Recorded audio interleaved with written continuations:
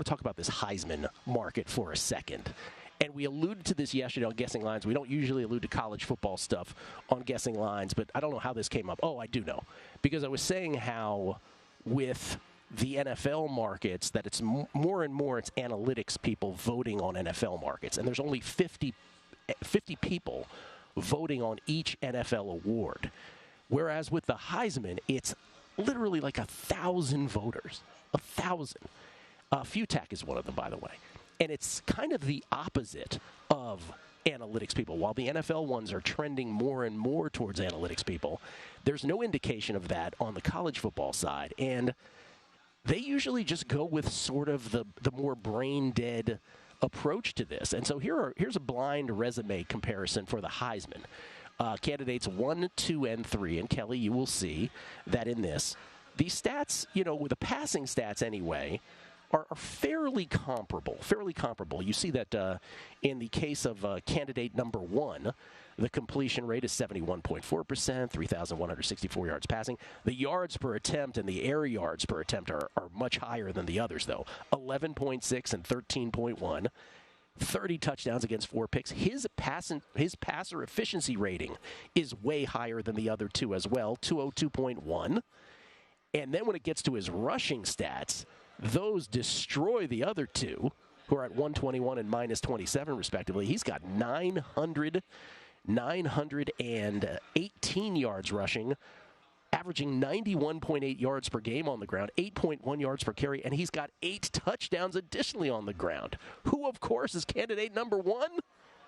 That would be our good friend, Jayden Daniels. I don't know Jayden Daniels. Our good friend. I don't know. We haven't met him. Kelly's making that part up. So he's plus 650 in the market. Last we looked, I believe, plus 650. That might have adjusted. We'll take a look here. But the point is that Bo Nix, by the way. He's come down. He's come down. Oh, he's been this is one of those that every time I go to check on it, I feel like it keeps coming down. It's him and Josh Dobbs right now. Those numbers keep coming down in those respective markets. What is Daniels now? Last I looked, it was that. What is it now? Right now, he is plus 320. Oh, right. So it got cut in half. Oh, this is not nearly as sexy when we first wanted to talk about this yesterday. There were 7 to 1s out there on Sunday. Yesterday, it was in the morning, it was plus 650. It was double this yesterday. So, by the way, candidate number 2 was Bo Nix. Candidate number 3, of course, Michael Penix Jr. And so, flash up those odds if you would, again, ladies and gentlemen. Oh, nice job on the graphics there. I'll leave this up. I'll talk through the odds. Bo Nix plus 110. Yeah. Jayden Daniels plus 320. Michael Penix Jr. plus 380. There you go. Do you also have the Felica tweet, by the way, from the other day? Let's throw that up. Just another way to contextualize this race at the top. Chris Felica, Jayden Daniels only leads the nation in total offense by 57 yards per game at 408.2, which is more than 80 teams' average this season. He's accounted for 38 touchdowns, which is more than 81 teams have scored. I mean, what are we doing if he doesn't win the Heisman? Now, much like with Drew and the Mike Tomlin moment there that we had in the last segment, because he's got a Mike Tomlin ticket, Chris Felica, full disclosure, I believe has a Jayden Daniels ticket. But his point is well taken. Voter, right? Chris is not a voter. What he told us? There's a bajillion Heisman voters, and Chris Felica is not one of them, as far as I know. Still to this day. I know he hasn't been till this season. So it all brings up the point that we're trying to make is, okay, does that induce, or should these folks who have been betting on Jayden Daniels, even at plus 650 2 days ago or yesterday morning, where you're like, oh, is that still a good bet? Because some people have him at 30 to 1, right, or higher. Is it still a good bet? And the answer now at plus 320, and I might even said this at plus 650, is I don't think so, because even though what we've just laid out would lead one to say Jayden Daniels should win the Heisman Trophy, as I pointed out yesterday, these Heisman voters are just like, nope, LSU has 3 losses, and that's the end of that. Yeah. And that's how ridiculous this is going to go. He might get invited, but I don't think, first of all, Michael, if Washington goes undefeated, they're going to give it to Penix. If Washington doesn't, they're still going to look at Bo Nix or Michael Penix and think, well, that team had 1 loss and Jayden Daniels had 3. Jayden Daniels has no blame for his horrific defense at LSU. But in these markets, and we pointed out when Michael Montesano texted this yesterday about C.J. Stroud, which I think is as good a comp as any, right? As good a comp as any, where he's like, he said yesterday when he texted in, that essentially Stroud was the favorite for the Heisman, minus 200 before the Michigan game. This is his redshirt freshman year, a couple of years ago. He said his defense sucked, and he was awesome in the game. He lost the Heisman because of it. Bryce Young had that incredible drive to beat Auburn and get to the SEC championship game. I remember because I had Stroud 40-1. This is about as close to a comp as that is, because it's like, it's just not going to happen for that player in this kind of circumstance. And I think it's the most ridiculous thing in the world, but it's why I think he's, if you were taking the Heisman literally, he's the Heisman Trophy winner, but he's not going to win it. And so you can't recommend the bet on it. It's so brutal, though. Like this, the other thing that I think you're right, and the other thing that makes it tougher is because you have so many voters, there's probably more of a group think, right? Yes. Wouldn't you want less voters so you get maybe a few that go off course thinking, and you've got a better chance of pulling it down? It's a great point. Yes, absolutely. I got a couple questions for you. One, let's talk about the Heisman. Let's talk about the Heisman. Yeah. We were doing a little blind resume earlier, and the blind resume points to Jayden Daniels. You're a Heisman voter. There's about a bajillion of you.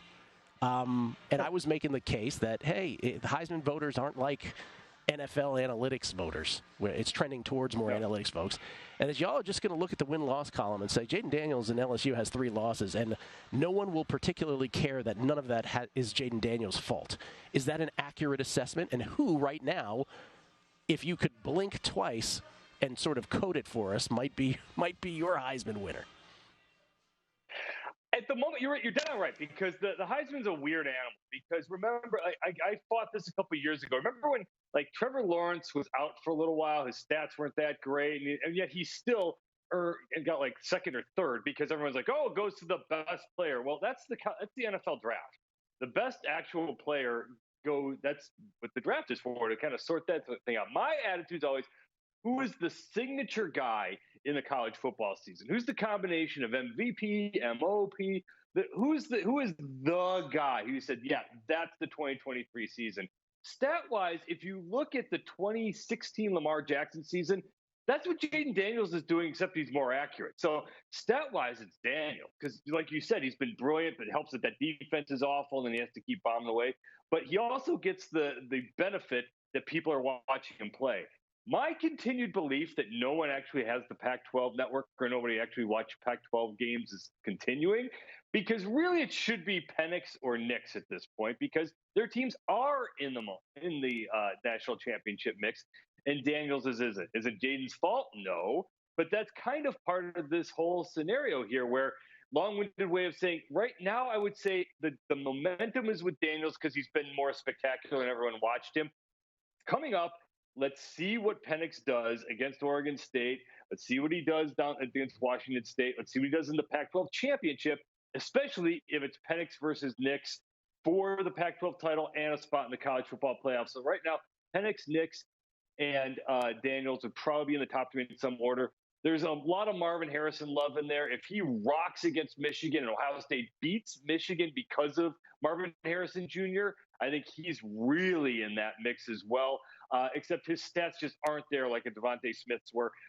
So that's probably it. J.J. McCarthy, no, there's going to be too many people who aren't going to vote for him because it's Michigan right now and everyone's anti-Michigan. And I don't think anybody knows who Jordan Travis is really outside of, oh, yeah, he's that guy from Florida State. So like you said, Jayden Daniels at the moment just because he's that hype guy. But to me, he's not the signature guy this season yet until we see how this plays out with Oregon and Washington. All right. Well, you anticipated my Marvin Harrison question. Does he have a shot? So, okay, there's my answer. Yeah, he absolutely has a shot. Yeah, he does. If he rolls against Michigan, absolutely he has a shot. Go to VSiN.com/subscribe to become a VSiN Pro subscriber today.